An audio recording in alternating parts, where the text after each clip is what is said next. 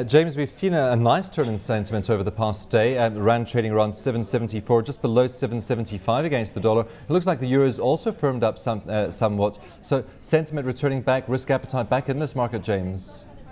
That's it. Yeah, it's been a pretty negative week overall, and then some news regarding China's exports increasing yesterday, really changing sentiment. The market enjoyed it, and a turnaround overnight there. And of course, we did have a hint of what those export numbers were going to be. We had a Reuters report yesterday saying they would be about 50%. Also, imports growing nicely by 48.3%. But just given the state of play globally at the moment, who do you think China is exporting to and importing from? Yeah, it's a good question. I mean, generally, Europe is considered China's major trade partner, and given the situation there, would suggest that perhaps they're finding other areas of Asia that they're exporting to at the moment. We should also consider that it is off quite a low base a year ago, so being a high number, it's worth considering.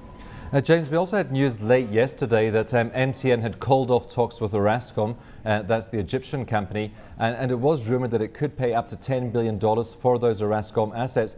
Do you think that could be helping to support the Rand as well today, because we won't have those big currency outflows if that deal had gone ahead? Yeah, certainly. I mean, the Orascom deal has been on and off for the last couple of weeks, and certainly it's reflected in the MTN share price that the deal's off, and yeah, you could attribute some of the Rand strength to that as well.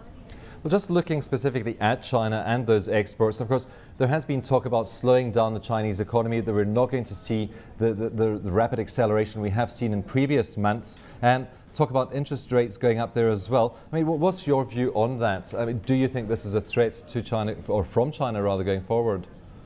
Yeah, I think the People's Bank of China, their view is pretty much to try and cool off the economy from overheating more than anything else. So there's various measures they're looking at.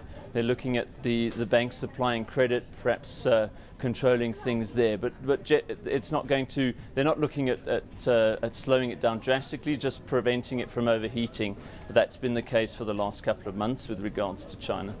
At the same time, we had Ben Bernanke, the US Fed chairman, speaking yesterday and for most of the days this week, and really reiterating the fact that the economy is, the recovery is intact in the United States, but really highlighting the job situation, that it's going to be a long haul to try and replace some of those 8.5 million jobs that have been lost since 2008. So it doesn't look like interest rates are going to be going up in the US anytime soon, James.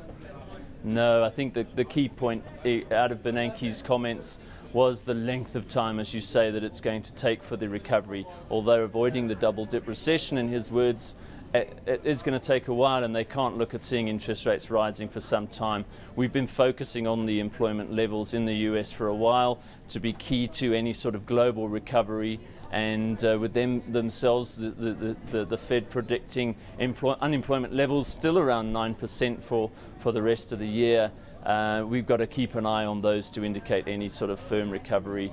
But yeah, interest rates certainly set as they are for most of the world will remain flat for some time forward. Well, you have the Bank of England and the European Central Bank both giving their interest rate announcements this afternoon. What are you expecting there, and what will you be looking for in those statements? Yeah, it's broadly expected no change in interest rates in both those announcements, but the market's definitely going to look at the monetary policy and the comments that come out of Europe specifically. Will they continue to supply easy liquidity to the market? Given the austerity measures that are surrounding the debt levels at the moment, one must believe that those liquidity measures will remain. But the market will focus on any little details that come out of that, given the concerns around European debt levels at the moment. Well, just talking about European debt, we had Spain coming out with a 3-year issuance earlier. What sort of reaction was there to that issuance? Yeah, the market was quite focused on that, given that with all the problems surrounding European debt, market wanted to see that at least it was fully subscribed, and as it happened, it came out oversubscribed twice. And what more interestingly was the cost of that debt coming out. It was a 3-year paper, and the yield there was 3.32%, and that compares to similar tenor note that was issued in April, coming in at a cost of 2%. So it shows that the appetite is there positively for the Spanish debt, but the cost reflects the concerns. In the meantime, we had gold obviously trading at that record high earlier this week, still holding quite strong though. So although we are seeing more risk in the market, gold is still in the background there.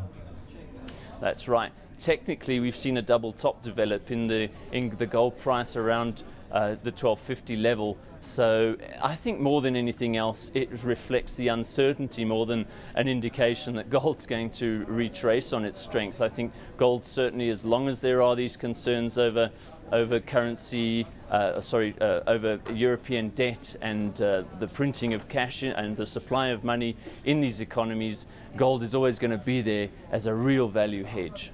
Well, James, we had mining production numbers out just a short while ago. It shows that total mineral production rose 2.7% in April. Gold output, though, down by 6.2%. Market really, though, looking ahead to 1 o'clock when we get those manufacturing numbers out. What are you expecting on the manufacturing data numbers? Yeah, the manufacturing should, as predicted, increase, I think, still as a result of inventory replenishment over the first half of the year. Not too much to gain from manufacturing unless there is a real shock to that outcome. We'll look at it obviously as expected to come in at around 7.1% year on year.